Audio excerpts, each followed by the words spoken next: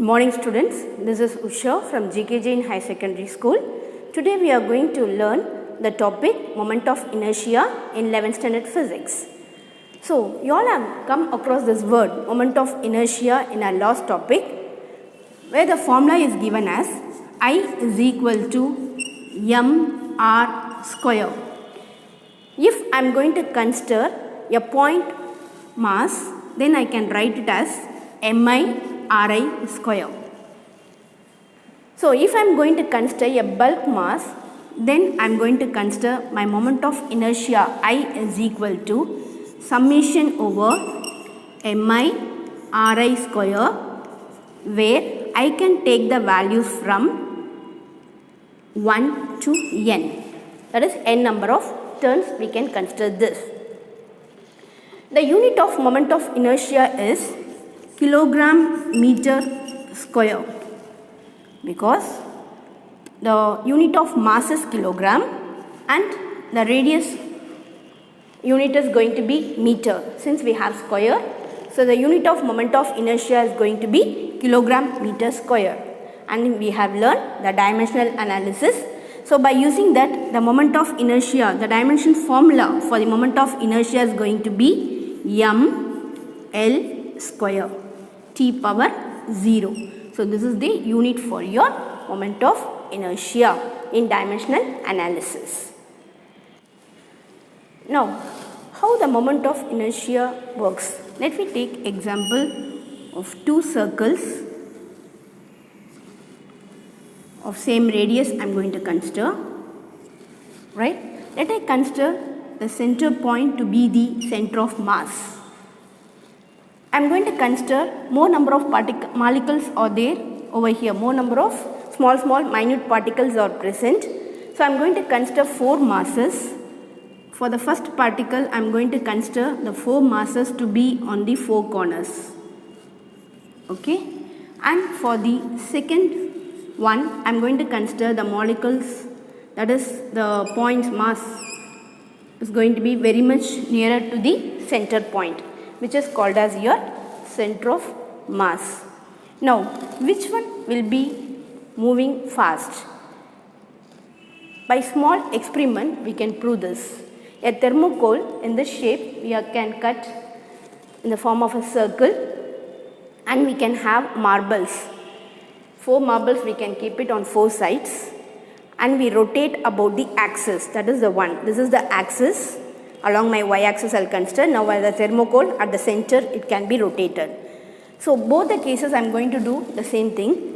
Then I can come to a conclusion that this one, the masses which are very close to the center of mass, is going to move very fast, and this one is going to be very slow. Why? Because the mass which are from the distance between them is going to be little bit larger when compared to the other one. So it is going to be fast than that of this first particle.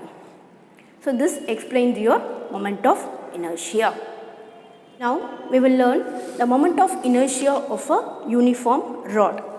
Let me consider a rod. You think that you are going to take a scale or anything. Okay, right, this is my rod. Now my center of mass is going to act at the center point. So about an axis, it is going to move on over here. Let L be the length of the rod. Let L be the length of the rod, and M be the mass of your rod. Okay. Then the distance from the center to one side of the rod is going to be L by 2, and distance from here to the other side is going to be L by 2. Okay. We should find the moment of inertia for this rod. Let us consider a small portion dm over here. In this part, I will consider the dm, and we will find for the smaller part, and integration we will do, and we will find for the overall rod.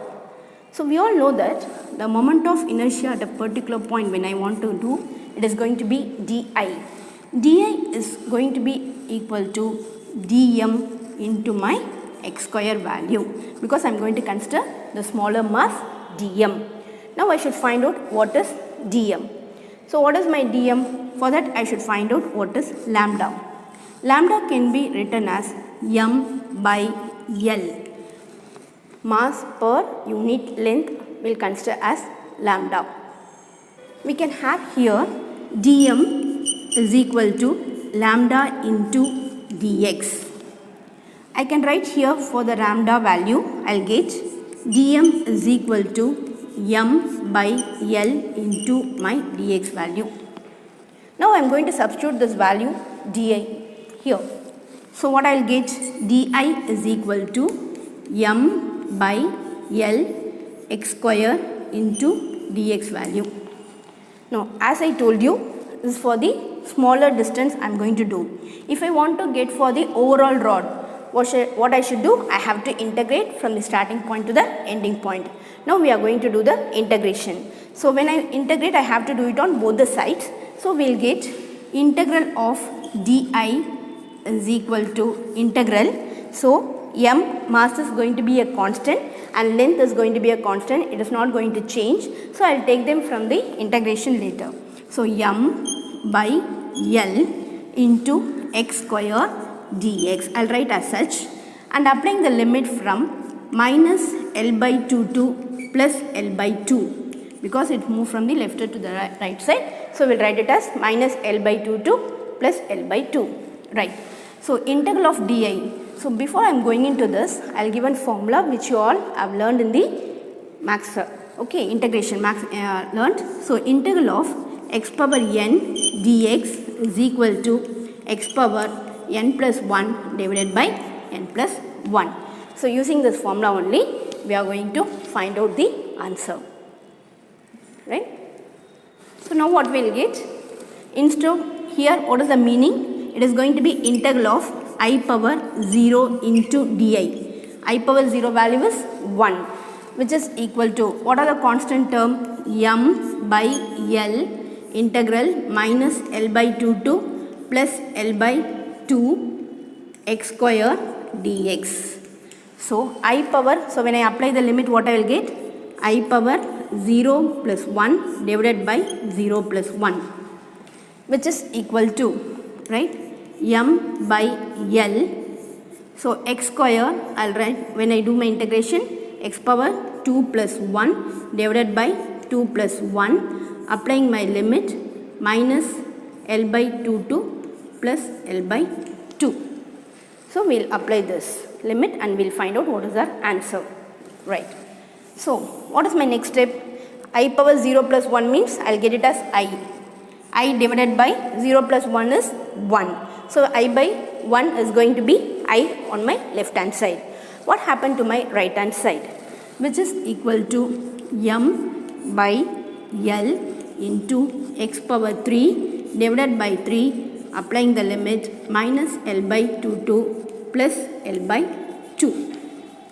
So now what I should do? I have to apply the limit and I have to find out what is the moment of inertia of the uniform rod. Right. So what we will do now, we will take this 3 outside. So I will get it as I is equal to m by 3. When I take it out, it is going to come out m by 3L into x power 3. Instead of x only, we are going to substitute as L by 2. So I will write it as L by 2 the whole power 3 minus, already when you apply the limits, you have to do the upper limit minus your lower limit. So here the upper limit is L by 2 that I have substituted here. Now I should apply my lower limit, minus of minus L by 2 whole power 3. So I have to apply it. So what I will get? I is equal to m by 3L into, this will become L power 3 divided by 2 power 3 is going to be 8. Right? Minus, what will happen here? Minus cube 3 times, minus into minus plus. Once again, minus into plus is going to be a negative. So minus L cube divided by 8. Now I is equal to m by 3L into L cube divided by 8. Minus into minus is going to be plus L cube divided by 8. So m by 3L is equal into, this is 2 times. So I will get 2 L cube divided by 8. So 2 will get 4 times. So we can cancel here 2 and 8 we can cancel by the 2 table, 4 will get. Same way L can be cancelled, it become L square. So I can take the value, I'll write it here. So your I will be equal to, right, M L square divided by 3 into 4, 12. So this is your moment of inertia of an uniform rod, 1 by 12 M L square. This is the formula to find out the moment of inertia of an uniform rod. Now, our next topic is moment of inertia of a uniform ring. So, let me consider a ring. Okay. So, this is your center point, and let capital R be the radius of the ring. So, let me consider a small portion dm, and we will find out that area, and then we will integrate over and we will find out the overall value, right. Let m be the mass of the object. Okay, right. As per our formula, we know that the moment of inertia formula is I is equal to mr square. If I am going to consider a smaller portion, I can write di is equal to dm into r square. Now I should find out what is my dm value. So what is lambda? Lambda is mass by length. So here the length is nothing but your circumference of this overall ring, which is going to be 2 pi r. Let capital R be the radius. So we will get it as m divided by 2 pi r. Okay. Now what is my dm value? dm is equal to lambda into your dx value.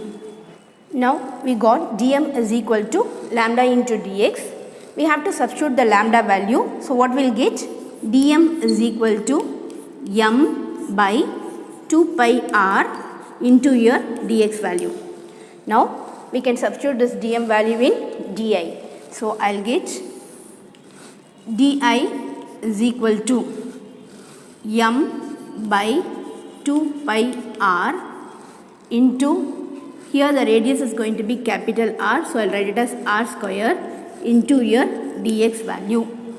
So what will happen? 1 r and 1 r we can get cancelled. So we'll get di is equal to m r divided by 2 pi. Now I have to do my integration. So integral of dx, right? Integral of dx, once again it moves from 0, so it has to come over here. So circumference, so which is going to be 2 pi r. Okay. So as we know the formula, what is the formula? Integral of x power n dx is equal to x power n plus 1 divided by n plus 1. So by using that, when I do here the integration, integral of di is going to be I, which is equal to mr divided by 2 pi. In integral of dx is x, applying the limit 0 to 2 pi r. So what will become? I is equal to mr divided by 2 pi into, applying my upper limit first minus your lower limit. Here my upper limit is going to be 2 pi r. So when I substitute here, I will get 2 pi r minus your 0 value. So I can write as mr divided by 2 pi into 2 pi r. So what will happen? Pi and pi will get cancelled. 2 and 2 will get cancelled, which is equal to mr square. This is your moment of inertia of an uniform ring, mr square. Using this formula, you are able to get the answer. You all have learned about the moment of inertia. We will meet you in the next video. Thank you, students.